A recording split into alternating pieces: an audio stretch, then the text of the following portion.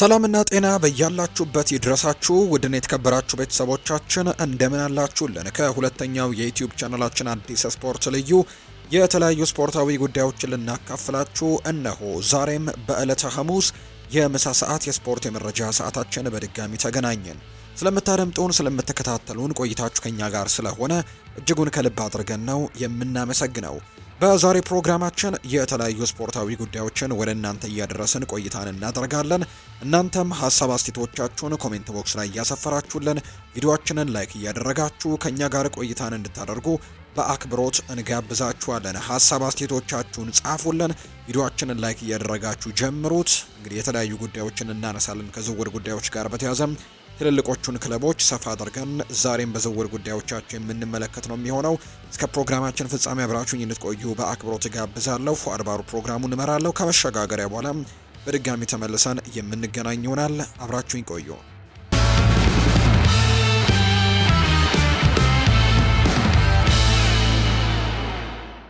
የኒውካስል ዩናይትዱ ተከላካይ በጥር ተጫዋቾች የዝውውር መስኮት የመልቀቅ ዕድሉ እየጨመረ መጥቷል። የፋቢያን ሼር በኒውካስል ዩናይትድ የነበረው ረጅምና ስኬታማ ቆይታ የመጨረሻው ምዕራፍ ላይ ሊደርስ ይችላል። ከስካይ ጀርመኒ የወጡ አዳዲስ ዘገባዎች እንደሚያመለክቱት የጥር ተጫዋቾች የዝውውር መስኮት ከመከፈቱ በፊት የስዊዘርላንዳዊ ብሔራዊ ቡድን ተጫዋቹ ከበርካታ የቡንደስሊጋ ክለቦች ጋርም ተጨባጭ ፍላጎቶችን እየሳበ ነው። ኮንትራቱ በውድድር ዓመቱ መጨረሻ ላይ ሊያልቅ ስለታሰበ ኒውካስል በሰኔ ወርም በነፃ ከማጣቱ ይልቅ በውድድር ዘመኑ አጋማሽ ላይ ለመሸጥም ለመዘጋጀት እየተዘጋጀ ነው ያለው። የ33 ዓመቱ ፋቢያን ሼር ኒውካስል ዩናይትድ ወደ አውሮፓ ውድድር ለመመለስ በሚያደርገው ጉዞ ላይ በኤዲሃው የመከላከል ውስጥም ቁልፍ ሰው ሆኖ ቆይቷል። ልምድ፣ በኳስ ላይ ያለው መረጋጋትና አስተማማኝነት ደግሞ ማግኘትን አበርክቶላቸዋል። የስዊዘርላንዳዊው የመሃል ተከላካይ ለክለቡ ከ200 በላይ ጨዋታዎችን ያደረገ ሲሆን በቡድን ውስጥ ደግሞ በጣም ከሚታመኑ አባላትና በጣም ደግሞ ከመልበሻ ክፍል ውስጥ ተጽዕኖ ፈጣሪና ተሰሚ መካከል አንደኛው ነው። ሙያዊ ብቃቱም እና ወጥ የሆነ አፈጻጸም ቢኖረውም የኒውካስል ዩናይትድ የረጅም ጊዜ እቅዶች ግን እየተቀየሩ ያሉ ይመስላል። ክለቡ የመከላከል ዋና አባላቱን ለማደስና የቡድኑን አጠቃላይ የእድሜ ስብጥርም ለመቀነስ እየፈለገ በመሆኑ ለፋቢያን ሼር የውል ማራዘሚያ አይቀርብለትም ሲሉ ነው ምንጮች እያረጋገጡ እንደሚገኙ የተጠቆመው። ዘ ማክፓይስ ተብለው የሚጠሩት ኒውካስል ዩናይትዶች ቀድሞውኑ ወጣት አማራጮችን እየፈለጉ ነውና ከፕሪሚየር ሊጉና ከአውሮፓ የመሃል ተከላካዮች ጋር ስሙ እየተያዘ ነው። የቡንደስሊጋ ክለቦች በተለይም ወዲያውኑ ወደ ቡድኑ ገብቶ መጫወት የሚችልና ልምድ ያላቸው ተከላካዮችን የሚፈልጉ ቡድኖች እሱን ለማስፈረም ዋና ተፎካካሪዎች ሆነው ብቅ ብለዋል። ፋቢያን ሸር ከዚህ ቀደም በሆፋኒየም በጀርመን ጥሩ ጊዜን አሳልፏል። እናም የአጨዋወት ስልቱ አሁንም ለቡንደስሊጋው ተስማሚ ነው። ስካይ ጀርመኒ እንደዘገበው በርካታ ክለቦች ስለ አቅርቦቱ ጠይቀዋል። በጥር ወር ልምድ ያለው ዓለም አቀፍ ተከላካይን በተቀነሰ ዋጋም ለማስፈረም እድሉን ተገንዝበዋል። ለፋቢያን ሼር ራሱ ወደ ጀርመን የመመለስ እድል ማራኪ ሊሆን ይችላል። በተለይም በሙያ ዘመኑ የመጨረሻው ዓመታት ውስጥ መደበኛ ጨዋታን የሚያረጋግጥ ከሆነ እሱ አሁንም ቢሆን የስዊዘርላንድ ብሔራዊ ቡድን ቋሚ ተጫዋች ነው። እናም ከ2026 የዓለም ዋንጫ በፊትም ብቃቱን ለማስጠበቅ ይጓጓል ተብሎ እንደሚታሰብ ነው መረጃዎቹ የወጡት።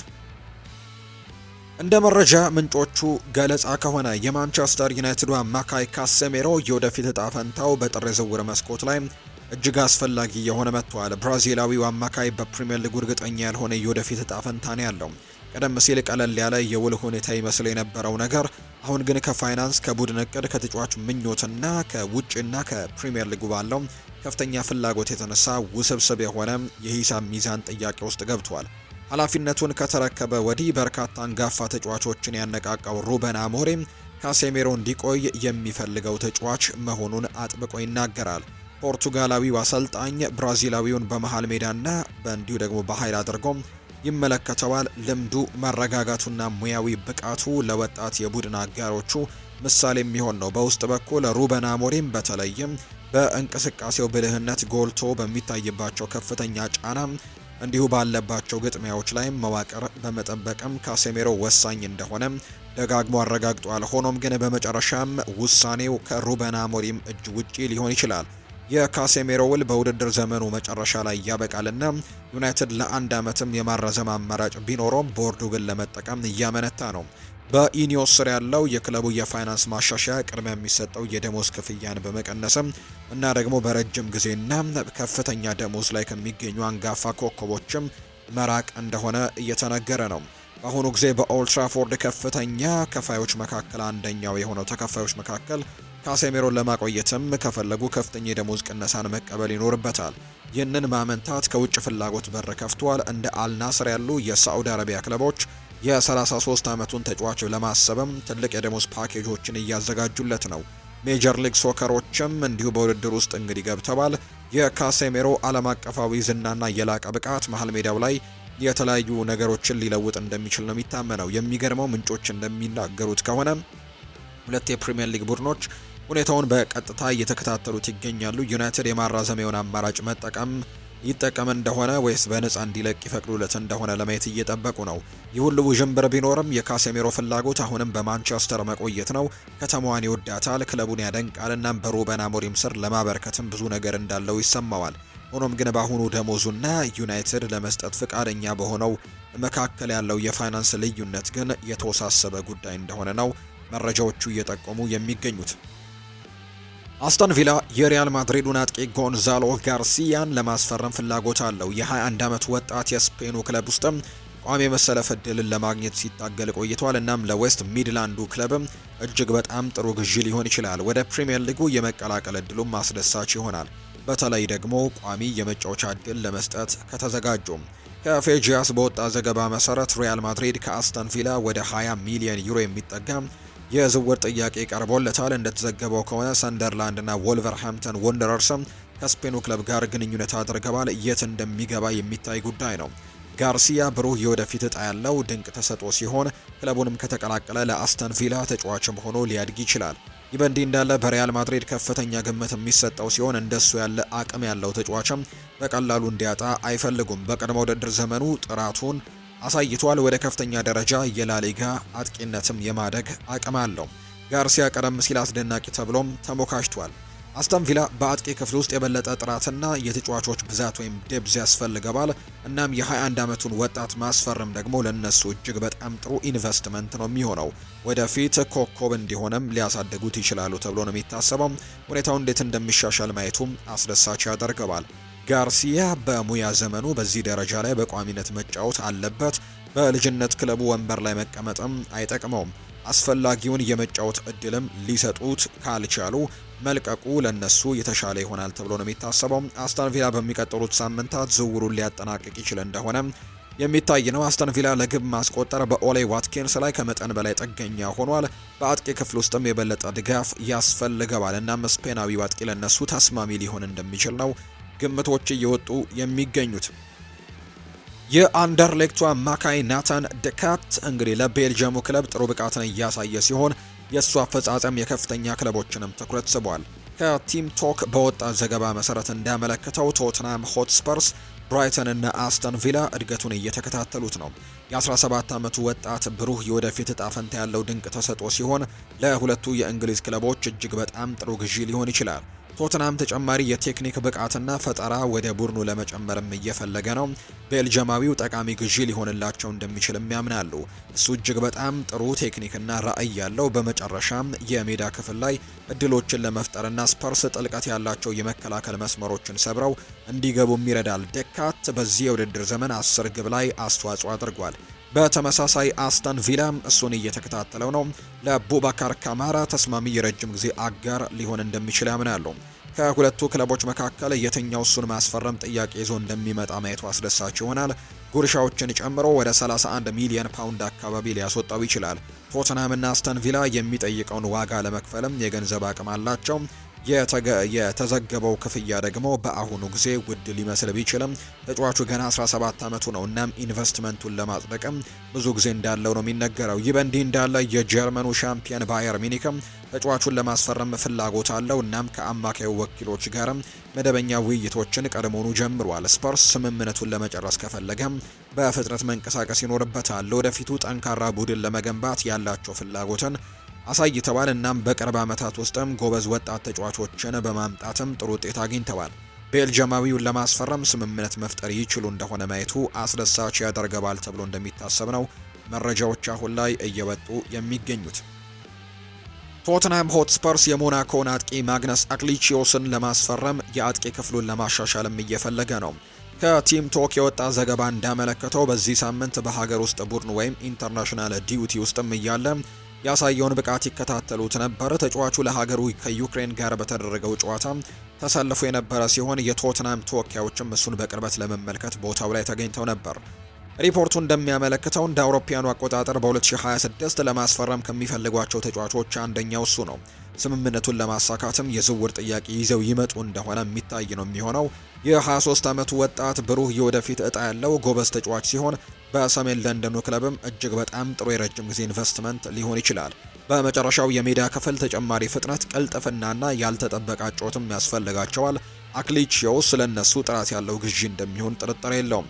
እሱ በፈረንሳይ ሊግ እና ደግሞ በዩኤፋ ቻምፒየንስ ሊግ ጥራቱን አሳይቷል። በፕሪሚየር ሊግም ጥሩ ለመስራት የሚያስችሉት ቴክኒካዊ ባህሪያቶችም ያሉት ሲሆን ለቶተንሃም የሚጠቅም እንዲሁ ተጫዋች ሊሆን ይችላል። ወደ ፕሪሚየር ሊግ ክለብ መቀላቀልም ለሱም ቢሆን በጣም አስደሳች ነው የሚሆነው። ከፍተኛ በሆነ ደረጃ ራሱን ለመፈተንም እድሉን ያገኛል። እናም ቶተንሃም ከሱ የተሻለውን ሊያወጣ ይችላል። በፕሪሚየር ሊጉም ቋሚ እግር ኳስ ማግኘቱ ደግሞ እድገቱን በፍጥነትም ሊጨምርለት እንደሚችል ነው የሚታመነው። ወጣቱ ፈረንሳዊ በአውሮፓ ከፍተኛ ግምት የሚሰጠው ሲሆን ብሩህ የወደፊት ህይወትም አለው። ይህ ደግሞ አዲስ ፈተናን ለመቀበልና ወደ እንግሊዝ እግር ኳስም ለመዘዋወር ለሱ ትክክለኛው ጊዜ ሊሆን ይችላል። ቶተንሃም በመጨረሻው የሜዳ ክፍል የበለጠ የግብ ዕድሎችን መፍጠር ያስፈልገዋልና ሌላ ደግሞ ተጫዋችን መጨመር ለነሱ ተስማሚ ነው የሚሆነው። ተጫዋቹ የበለጠ ለመሻሻል በቂ ወጣት ነው። እናም ወደፊት ኮከብ ለመሆን የሚያስፈልጉት ሁሉም ባህሪያቶች አሉት ተብሎ ነው የሚነሳው። ሊቨርፑል እንዲሁ እንግዲህ የተከላካዩን ቨርጂል ቫን ዳይክን የሙያ ዘመኑ መገባደጃ ላይ ደርሷል። እናም ወደፊትም መተካት ያስፈልጋቸዋል። ከክለቡ ጋርም እስከ 2027 ድረስ ውል አለው። እናም አሁን ላይ 34 ዓመቱ ነው። ሊቨርፑል ያለሱ ለወደፊቱ ማቀድ መጀመር ይኖርበታል። እንደ ካሊድ ቡልሃርዝ ገለጻ ከሆነ ሚኪ ቫን ደቬል ለሊቨርፑል ተስማሚ ኮከብና ተስማሚ ምትክ ሊሆን ይችላል ብሎ ግምቱን እያወጣ ይገኛል። ሆላንዳዊው ዓለም አቀፍ ተጫዋች ወደ ቶትንሃም ከተዘዋወረ በኋላ እጅግ በጣም ጥሩ ሆኗል። እናም ዓለም ላይ እንግዲህ ትልቁ ክለብ የሚሆኑ ባህሪያት እንዳሉት አሳይቷል። ሆኖም ግን በሰሜን ለንደኑ ክለብ ጋርም የረጅም ጊዜ ውል አለው። እናም በቅርቡ ደግሞ መልቀቅን ሊፈቅዱለት አይችሉም። ሊቨርፑል ተጫዋቹን እንዲሸጥ ማሳመን እጅግ በጣም ከባድ ይሆንበታል። እነርሱን ለማሳመንም ከተለመደው ዋጋ በላይ መክፈል ሊኖርባቸው እንደሚችል ነው የተገመተው። ሆላንዳዊው ዓለም አቀፍ ተጫዋችም ጥራት ያለው ተጫዋች መሆኑ አያጠራጥርም። እናም ሊቨርፑል የማሻሻል ሁኔታ አለው። የፕሪሚየር ሊግ ሻምፒዮኖቹን የመቀላቀል እድልም ለሱም ፈታኝ ሊሆን ይችላል። ሆኖም ግን ክለቡን ማሳመን ከባድ ይሆንበታል። ቡልሃርዝ ለኢኤስፒኤን እንደተናገረው ከሆነ እንዲህ ነው ያለው። እሱ ለቨርጂል ቫን ዳይክ ለኔዘርላንድ ብሔራዊ ቡድንና ለሊቨርፑልም ተስማሚ ምትክ ነው ተብሎ ይታሰባል። ጥያቄው በእርግጥ ቨርጂል ቫን ዳይክ ከዓለም ዋንጫው በኋላ ምን ያደርጋል የሚለው ነው። ለዓመታት በፕሪሚየር ሊግ ውስጥ ስትጫወት ሰውነትህ ጉዳት ይደርስበታል። ትንሽ ዘና ለማለት መፈለግ ትጀምር ይሆናል። ሊቨርፑል ሞኞች አይደሉም። ዓለም አቀፍ ደረጃውን የጠበቀ የግራ ተከላካይ የምትፈልግ ከሆነና በቂ ደግሞ ገንዘብም ካለ በፍጥነት ወደ ሚኪ ቫን ደቬን ልትደርስ ትችላለህ። ለኔዘርላንድ ብሔራዊ ቡድንም ተመሳሳይ ነው። የቨርጂል ቫን ዳይክ ምትክ እዚያው እንዳለ ከረጅም ጊዜ በፊትም ተገንዝበዋል ብዬ አስባለሁ ሲልም ጭምር የተናገረው። ቨርጂል ቫን ዳይክ እንግዲህ ከሳውዛምፕተን ከተቀላቀለ በኋላ ለክለቡ የማይተካ ሀብት ሆኖ ቆይቷል። በክለቡ ደረጃ ደግሞ ሁሉንም ዋንጫዎች እንዲያሸንፉ ረድቷቸዋል። እሱ ደግሞ ለክለቡ ካፕቴን ነው። ሊቨርፑል እሱን ደግሞ በአግባቡ መተካት ይኖርበታል። እናም በሱ የተተወውን ክፍተት ለመሙላትም ከፍተኛ ደረጃ ያለውን ተጫዋችም ያስፈልጋቸዋል። የቶተንሃሙ ኮከብም ወደፊት ኮከብ ለመሆን የሚያስፈልጉት ሁሉም አይነት ባህሪያቶች ያሉት ሊቨርፑል ስምምነቱን ለማሳካት ከመጠን በላይ ለመክፈልም ፍቃደኛ ይሁን እንደሆነ ማየቱ አስደሳች ያደርገዋል። ነገር ግን እንግዲህ ቨርጂል ቫን ዳይክን ኔዘርላንዳዊውን ተጫዋች ቨርጂል ቫን ዳይክን ለመተካት ግን በቀጣይ ሌላኛውን ሆላንዳዊ ወይም ኔዘርላንዳዊ ተጫዋች የሆነው ሚኪ ቫን ደቬንን ከቶተንሃም በማስፈረም ያንን ቦታ መሸፈን እንደሚችሉ የሚያሳዩ ሪፖርቶች ናቸው በትልቁ እየወጡ አሁን ላይ የሚገኙት። የማንቸስተር ዩናይትዱ አሰልጣኝ ሩበን አሞሪም በሚቀጥሉት ወራት የመሃል ሜዳ ክፍሉን ለማሻሻል እየፈለገ ሲሆን በጥር ወርም ተጨማሪ ተጫዋቾችን ለማስፈረም ተስፋ አድርገዋል። ከሊል ኮከብ ከሆነው አዩብ ቡአዲን ሊያስፈርሙ ከሚችሏቸው ኢላማዎች መካከልም ተለይቷል። ጎበዙ ወጣት አማካይ በፈረንሳይ ከፍተኛ ግምት የሚሰጠው ሲሆን ብሩህ የወደፊት እጣ ፈንታም አለው። ማንቸስተር ዩናይትድ ተጫዋቹን ሲከታተል የቆየ ሲሆን እጅግ በጣም ወደውታል።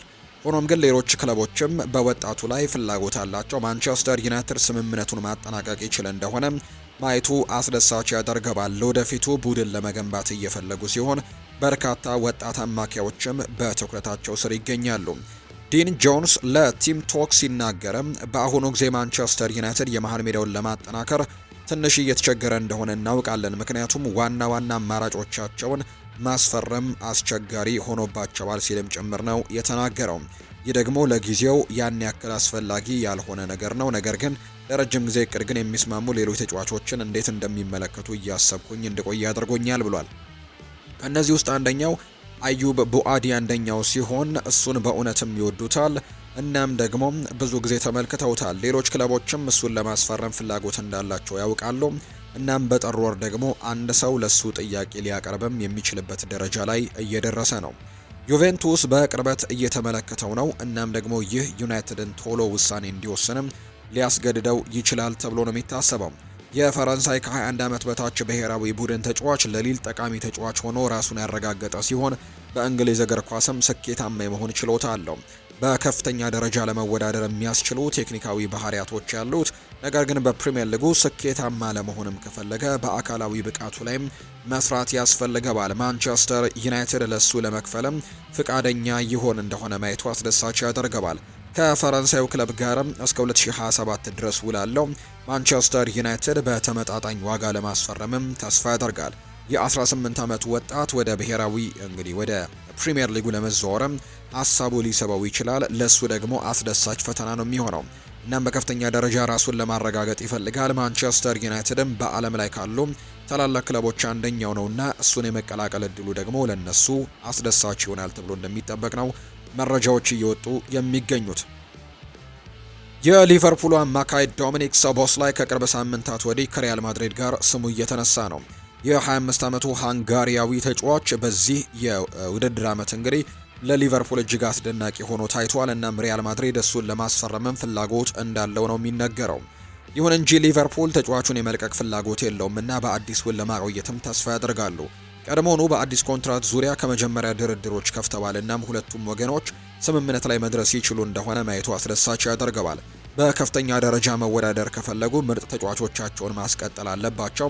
ሃንጋሪያዊው በቅድሚያ ከሚሰለፉ ተጫዋቾችም አንደኛው ሲሆን እሱን ማጣት ለሊቨርፑል ከባድ ድባብን ነው የሚፈጥረው። በፍጥነት የረጅም ጊዜ ውልም ለማስፈረም ተስፋ ያደርጋሉ። ተጫዋቹ የረጅም ጊዜ የወደፊት ህይወቱንም በክለቡ ለመስጠትም ዝግጁ ይሆን እንደሆነ የሚታይ ነው የሚሆነው። ፒተር ኦርክ ለፉትቦል ኢንሳይደር እንደተናገረው ከሆነ እሱ ምናልባትም በዚህ የውድድር ዘመን የሊቨርፑል በጣም ወጥ የሆነ ብቃትን ያሳየው ተጫዋች ነው። በሩበን አሞሪም ቡድን ውስጥም ቁልፍ ተጫዋች ሆኖ ብቅ ብሏል። ስለዚህም ከሌሎች ክለቦች ፍላጎት መኖሩ አያስደንቅም። በስፔን ሚዲያ ሪያል ማድሪድ ሃንጋሪያዊውን ለማስፈረምም ፍላጎት እንዳለው ተዘግቧል። ነገር ግን ሊቨርፑል ለዶሚኒክ ሶቦስላይ የሚቀርቡ ማናቸውም ጥያቄዎችን ግምት ውስጥ ያስገባል ተብሎ አይታሰብም። ቡድናቸውን በሶቦስላይ ዙሪያ ለመገንባት እንደሚፈልጉ ይታመናል። እስከ 2028 ድረስም ውል አለው። እናም ሊቨርፑል አርነ ስሎት ባስቀመጡት ቡድን ውስጥ ባሳየው የተሻሻለ አፈጻጸም ለመሸለምም በአዲስ ውል ላይ የመጀመሪያ ድርድሮችን እንደከፈተ ነው የሚገመተው። ለአሁኑ ግን በሊቨርፑል ቡድን ውስጥም በጣም ዋነኛው ምሰሶ ተደርጎ እየተቆጠረ ነው። ሶቦስላይ በሊቨርፑል እግር ኳስን በመጫወቱ እየተደሰተ እንደሆነ ይነገራል። እናም ለክለቡ ደግሞ ቁልፍ ተጫዋችም ሆኗል። ከእርሱ ጋርም ዋና ዋንጫዎችን አሸንፏል። እሱን እንዲለቅ የሚያስገድድበት ምክንያት የለውም። እናም ለቆ ደግሞ ለመውጣትም እንደሚገፋ አይታመንም ተብሎ ነው መረጃዎች እየወጡ የሚገኙት። ኒውካስል ዩናይትድ የሴልታ ቪጎን ተከላካይ ኦስካር ሚንጉዌዛን ለማስፈረም ፍላጎት አሳይቷል። የ26 ዓመቱ ተጫዋች በውድድር ዘመኑ መጨረሻ ውሉ የሚያልቅ ሲሆን በጥር ወር ደግሞ በስምምነት በሆነ ዋጋም ሊገኝ ይችላል ተብሎ ይታሰባል። የላሊጋው ክለብም በውድድር ዘመኑ መጨረሻ በነፃ ማጣት አይፈልጉም። ተጫዋቹን በጥር ወርም በተመጣጣኝ ገንዘብ መሸጥ ለነሱ ምክንያታዊ ነው የሚሆነው። ከኒውካስል በተጨማሪ አስተን ቪላም በተከላካዩ ላይ ፍላጎት አለው። ከዚህ በተጨማሪ ዌስትሃም ዩናይትድ ሚንጉዌዛን እየተከታተለ ነው። ፒተር ኦርክ ለፉትቦል ኢንሳይደር ሲናገረም በሚቀጥለው ክረምት ኮንትራቱ በማለቁ ምክንያትም ብዙ ክለቦች የሚመለከቱት ተጫዋች ነው ብዬ አስባለሁ። ስለዚህም ኒውካስል ዩናይትድ በነፃ ዝውውር ጎበዝ ተጫዋችን ሊያስፈርም ይችላል ወይ ደግሞ ሴልታ ቪጎ ገንዘብ ለማግኘትም የመጨረሻ እድላቸው ነው ብሎ ከወሰነ በጥር ወር በቅናሽ ዋጋ ሊያስፈርሙት ይችላሉ። ስለ ሚንጉዌዛ ቁልፍ ነገር ሁለገብነቱ ነው። በማዕከላዊ ተከላካይነት፣ ሙሉ ተከላካይነት ወይም ፉል ባክ እና በመሃል ሜዳም መጫወት ይችላል።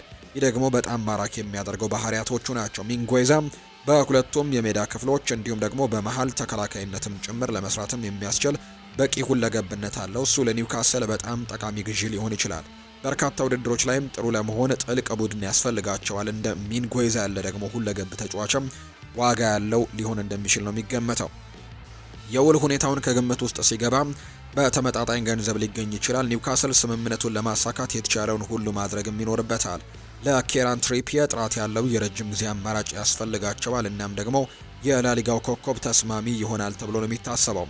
ይህ በእንዲህ እንዳለ አስተን ቪላም በሜዳው አካባቢ የበለጠ ጥራት ያለው ተጫዋች ብዛትም ወይም ዴብዝም ሊጠቀም ይችላል ነው የተባለው። የ26 ዓመቱ ተጫዋች ከማቲ ካሽ ጋር ለመጀመሪያው አስተላለፍ መወዳደር ይችላል። ለቦታው የሚደረገው ፉክክርም ሁለቱንም ተጫዋቾች እንዲሻሻሉ ይረዳቸዋል። በቅናሽ ዋጋ የእሱን ጥራት ያለው ተጫዋችም ለማስፈረም ለሁለቱም ክለቦችም ተስማሚ ይሆናል። በመጨረሻም የት እንደሚገባ የሚታይ ነው የሚሆነው። ተከላካዩ ወደ ፕሪምየር ሊግ የመዘዋወር ሀሳብም ይስበዋል። አሁን ባለው የሙያ ዘመኑ ተስማሚ እርምጃ ይሆናል። ችሎታው በስፔኑም አሳይቷል። ስለዚህ ደግሞ እናም በአሁን በእንግሊዝ ራሱን ለማረጋገጥም ፍላጎት እንዳለው ነው የሚታየው። መጨረሻው የት እንደሚሆን ወደፊት የሚታይ ጉዳይ ይሆናል ተብሎ ነው የሚጠበቀው። የክሪስታል ፓላሱ ተከላካይ ዳንኤል ሙኖስ ክለቡን ለቆ ሊሄድ እንደሚችል ስሙ በስፋት እየተነገረ ነው። የ29 ዓመቱ ተጫዋች ክሪስታል ፓላስን ከተቀላቀለ በኋላ ጥሩ ብቃትን እያሳየ ሲሆን በተፈጥሮም ከሌሎች ክለቦች ጋርም ስሙ ተያይዟል። ተጫዋቹ አሁንም ወደፊትም መቀላቀል የሚፈልጋቸውን ጥቂት ክለቦች እንዳሉ አምኗል። ሙኖስ ከቼልሲ ጋርም ስሙ እየተነሳ ነው። ተከላካዩ ለባርሴሎና፣ ለሪያል ማድሪድ፣ ለፓሪስ ሰን ዠርሜን እና ለማንቸስተር ዩናይትድ መጫወት ለሱ ህልም እንደሆነ ሲናገር እንደነበር እናስታውሳለን። የእነዚህ ክለቦችን ትኩረት በመሳብ ጠንክሮ እየሰራ መሆኑንም ገልጿል። ለወደፊቱ በእነዚህ ክለቦች ውስጥም ለመጫወት ተስፋ እንደሚያደርግ ነው የተናገረው። ነገር ግን እድሜው 29 ነው። ዲያሪዮ አስ በሰጠው ቃለ ምልልስ ላይም እንዲህ ነው ያለው። በመጀመሪያ ደረጃ ስለ አንድ ክለብ ወይም ደግሞ ስለ ሌላ ብዙ ወሬ አለ ብዬ አስባለሁ።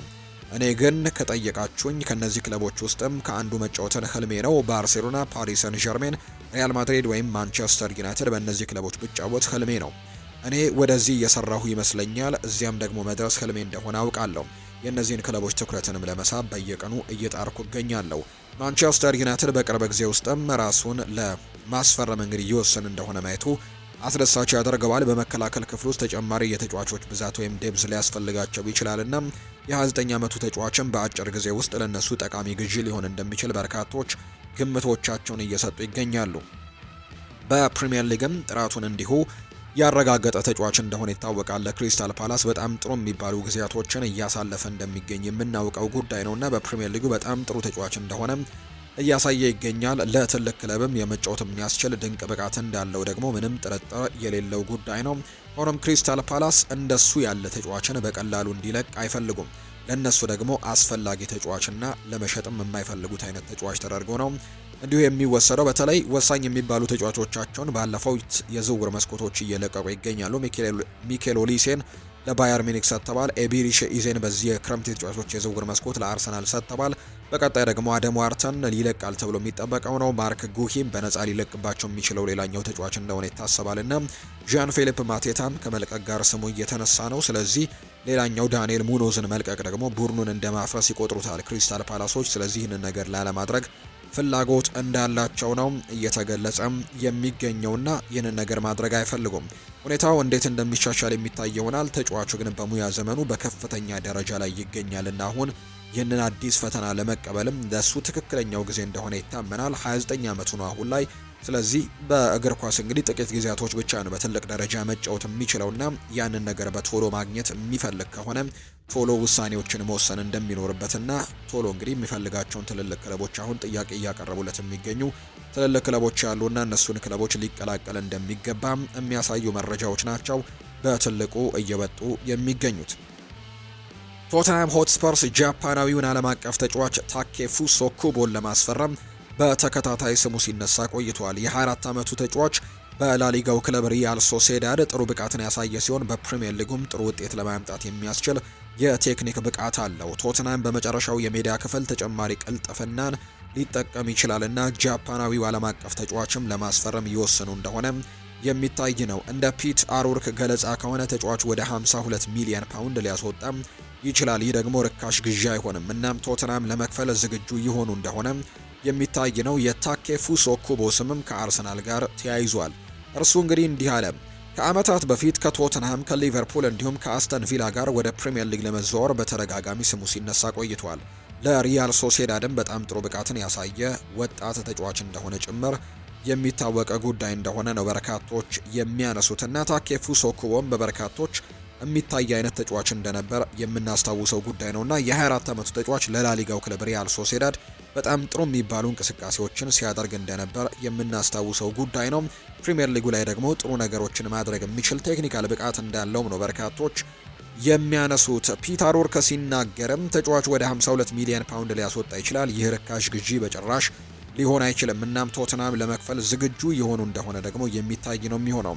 የታኬፉሶ ኩቦ ስምም ከአርሰናል ጋርም ተያይዞ እንደነበር የምናስታውስበት ጊዜ እንዳለ ነው በርካቶች የምናውቀው። እርሱም እንዲህ ብሏል። ከዓመታት በፊት ከቶትንሃም፣ ሊቨርፑል እንዲሁም አስተን ቪላ ጋር ወደ ፕሪምየር ሊግ ለመዘዋወር በተደጋጋሚ ስሙ ሲነሳ የቆየ ተጫዋች ነው።